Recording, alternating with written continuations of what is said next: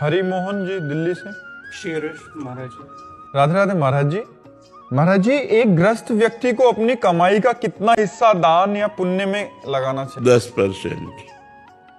100 रुपया में 90 रुपया से अपने परिवार का पोषण करे और 10 रुपया से संत है, गौ सेवा है, अनाथ सेवा है, असहाय सेवा है, जहाँ कहीं ऐसा पशु पक्षी या जहाँ भी बने तो 10 रुपया खर्चा कर देना चाहिए। धर्म से कमाए हुए, पाप कर्म की कमाई का नहीं, धर्म से कमाए हुए धन का दशांश जो है वो धर्मार्थ खर्चा कर देना चाहिए, तो उसका पुण्य भी बनेगा, परलोक भी बनेगा, भगवत कृपा होगी, भजन बनने लगेगा उसका। जी। वासुदेव खराड़े जी पुणे से। श्री रंश प्रभु। राधे राधे महाराज जी। महाराज जी, आपके चरणों में कोटि कोटि प्रणाम। गुरुदेव, मन कोई इच्छा या आसक्ति करता है तो उसे पुनर्जन्म लेना पड़ता है, पर आत्मा तो इच्छा से विहीन है। आत्मा किसी चीज से आसक्त नहीं होती। अगर आत्मा ने किसी चीज की इच्छा या आसक्ति नहीं की तो आत्मा का पुनर्जन्म क्यों महाराज जी? आत्मा को ही तो भ्रम हो गया, भ्रम तो आत्मा को ही है।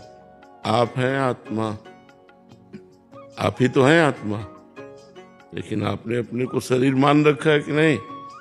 इसी भ्रम का तो दंड मिल रहा है, पुनर्जन्म, बार बार जन्म मरण हो रहा है। मन की इच्छा को आपने अपनी इच्छा मान ली, नहीं, मन की इच्छा को मन की इच्छा में छोड़ो, आप दृष्टा बनो, विमुक्त हो जाओगे। मन की इच्छा को आप ये देखना है, मैंने देखा कहते हो कि नेत्रेंद्री ने देखा, आप क्या बोलोगे? आज मैंने देखा तो भोगो, फिर मैंने देखा तो उसका शुभ देखा या अशुभ देखा उसको भोगो। मैंने सुना, शुभ सुना या अशुभ सुना उसको भोगो। मैंने खाया, अच्छा खाया बुरा खाया उसको भोगो। मैंने भोगा तो अच्छा भोगा या बुरा भोगा उसको भोगो। भ्रम तो प्रभु मन आत्मा नहीं है ना? पर नहीं, मन नहीं, मन नहीं ना, मन की इच्छा है प्रभु, आत्मा की तो आत्मा ने मन में अपना तदात्म कर लिया है, मन को अपना मान लिया है, मन की इच्छा को अपनी इच्छा मान लिया है। जो मन सलाह देता वही बुद्धि निश्चय कर देती, वही आत्मा मान लेता है। जीव एक रथी है, समझ रहे हो? शरीर एक रथ है, इंद्रियां इसके घोड़े हैं, मन इसकी लगाम है और बुद्धि इसका ड्राइवर सारथी है। अब रथी ऐसे बना बैठा है, अब सारथी मन की लगाम को ढीली कर दिया बुद्धि रूपी सारथी ने। अब इंद्रिय रूपी घोड़े मत वाले होकर विषयों की तरफ भाग रहे हैं और रथी कुछ कर ही नहीं रहा। अगर वो अपने स्वरूप में आ जाए और सारथी को डांट लगा दे तो सब बात बन जाए। अब सारथी रथी के अनुसार नहीं चल रहा, मन के अनुसार चल रहा है, इसीलिए हमारी दुर्गति हो गई। तो विषयों का चिंतन करने वाला मन और इंद्रियां बंधन युक्त आत्मा, जबकि वो निर्विकार है, और भगवत चिंतन करने वाला मन और इंद्रियां मोक्ष को प्राप्त आत्मा। जब सैनिक हारते हैं तो हार किसकी होती है? राजा की होती है ना। हाँ, और सैनिक जीतते हैं तो विजय किसकी होती है? राजा की होती है। तो ये सैनिक अगर गंदे आचरण करें तो बंधन में कौन आया? वही सुअर बना, वही कुत्ता बना, वही नीच योनियों में, वही प्रेत योनियों में, अधम योनियों को प्राप्त हुआ निर्विकार सच्चिदानंद स्वरूप आत्मा।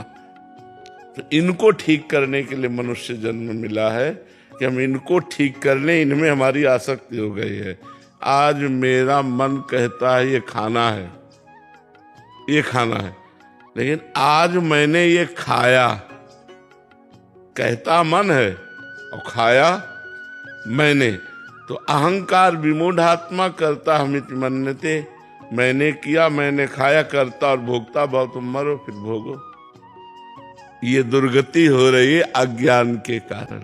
यद्यपि निर्लेप निर्विकार अचाह आप्त काम आत्मा है, लेकिन वो मन में तदात्म कर लिया।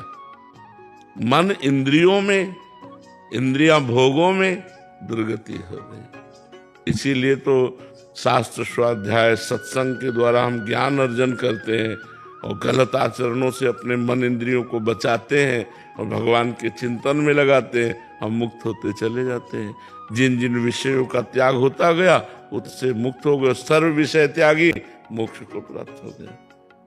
क्योंकि आत्मा मोक्ष स्वरूप ही है, उसे कभी बंधन प्राप्त हुआ ही नहीं, पर उसने भ्रम से अपने को बंधन में मान लिया।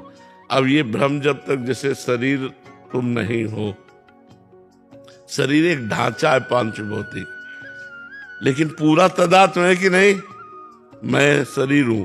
अब इस शरीर के द्वारा जो भी कर्म बनेंगे वो आत्मा को बंधन में डाल देंगे। यही आत्मा नाली का कीड़ा बन जाता है जाकर, यही देवता बन जाता है, यही भगवत स्वरूप हो जाता है। जैसे कर्म होते हैं वैसे भोगना पड़ा। और अगर इसके कर्ता और भोक्ता भाव खत्म हो जाए तो मोक्ष को प्राप्त हो जाएगा। इसीलिए साधना की जाती है। समझ में आया आपको बात? शेखर जी सहारनपुर से। राधे राधे महाराज जी।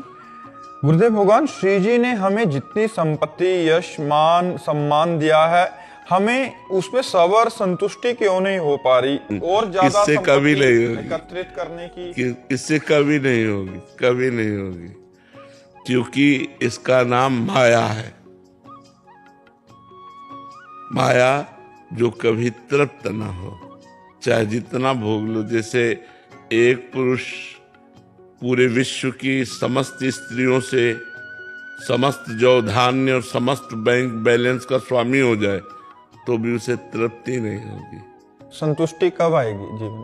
भगवान के चरणों में जब हमारा चित्त, तो देखो केवट कह रहा है, जब भगवान के चरण पखाड़ रहा है तो कह रहा है, अब कछु नाथ ना चाहिए मोरे, दीन दयाल अनुग्रह तोरे, बहुत काल में कीन मंजूरी, आज दीन विधि भल सब बहुत काल से न जाने क्या क्या कर्म किए, आज विधान बन गया कि आपके चरण मिल गए, अब मुझे कुछ नहीं चाहिए।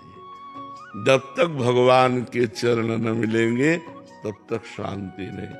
देखो हम कई बार कहते हैं कि अगर एक अप्सरा उतर आवे स्वर्ग की तो ऋषि मुनियों के मन चंचल हो जाते हैं।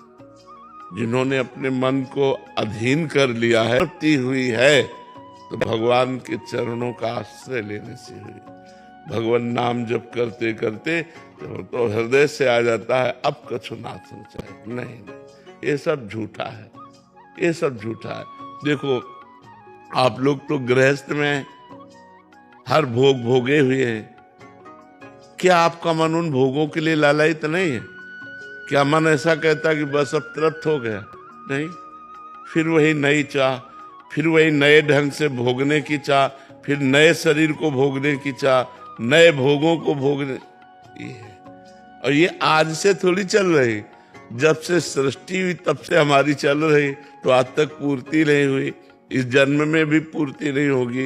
इसलिए सावधान हो जाओ, गलत आचरणों को छोड़ो, धर्म पूर्वक विषय भोगो और नाम जप करो।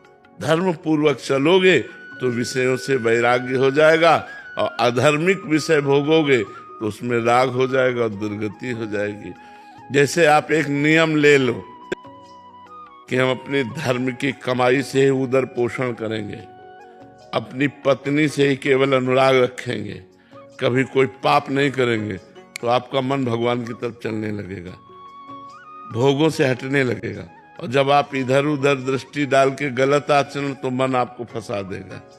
अधर्माचरण, पापाचरण ये मन को फंसाने के लिए है।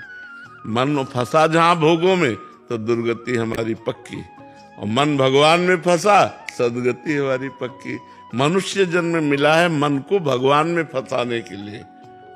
भोगों में तो बहुत योनियां हो गई, बहुत जन्म हो गए, तो तृप्ति कभी हो ही नहीं सकती, चाहे जितना हो। तृप्ति तो तभी हो सकती जब भगवान के चरण मिले, भगवान का नाम जप करो। तो जैसे केवट नहीं, अति आनंद उमगी अनुरागा, आनंद ही नहीं अति आनंद, आंसू बह रहे, बस कर तृप्त हो गया, अब कुछ नहीं चाहिए। तृप्त हो गया। ये भगवान से मिलने पर होगा, नहीं संसार के मिलने से नहीं हो सकता। नहीं किसी से भी पूछ लो, कभी तृप्ति नहीं है, कभी तृप्ति नहीं, कि बस ऐसा कभी नहीं हो सकता। आपकी मांग 1 लाख रुपया है तो उनकी 1 अरब रुपए की मांग है, उनकी 1 खरब रुपए की मांग है, वो बड़े भिखारी हैं। तो ये चाह कभी पूर्ति हो ही नहीं सकती, ये भगवान से जुड़कर ही पूर्ण हो सकती है। समझ पा रहे हैं आप?